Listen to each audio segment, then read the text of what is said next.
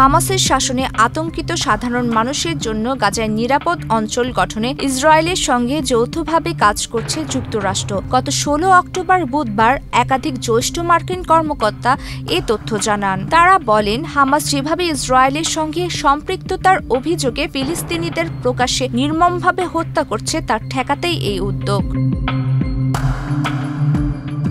একজন মার্কিন কর্মকর্তা জানান, গাজায় ইসরায়েল যে জায়গা থেকে সেনা সরিয়ে নিয়েছে সেখানে একটি সীমানা টেনে রেখেছে, যাকে বলা হচ্ছে হলুদ রেখা। এই হলুদ রেখার ভেতরে গাজায় একটি নিরাপদ অঞ্চল বানানো হবে। যেসব মানুষ নিজেকে হামাসের হাত থেকে বাঁচাতে চায় তাদের জন্যই এই নিরাপদ অঞ্চল তৈরি করা হচ্ছে। এর মাধ্যমে তারা গাজাতেই থেকে নিরাপদে জীবনযাপন করতে পারবে, ইসরায়েলে না গিয়েও।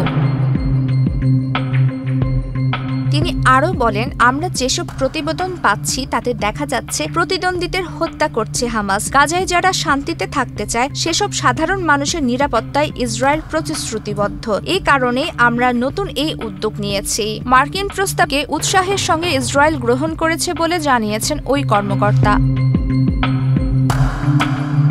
এর আগে গাজা নগরীর ব্যস্ত রাস্তায় ৮ ব্যক্তিকে প্রকাশ্যে গুলি করে হত্যা করে হামাস সদস্যরা। এর একটি ভিডিও ভাইরাল হয়েছে। এতে দেখা যায় মুখোশ পরা এবং সামরিক পোশাকে সজ্জিত হামাস যোদ্ধারা ৮ জনকে গুলি করেছে।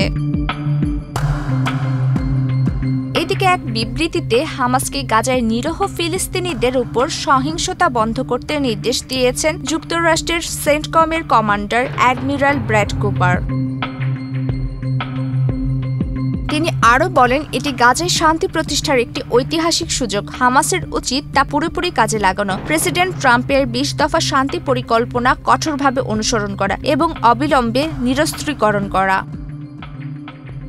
প্রমিতি কিবরিয়া ইসলাম, বাংলাদেশ প্রতিদিন।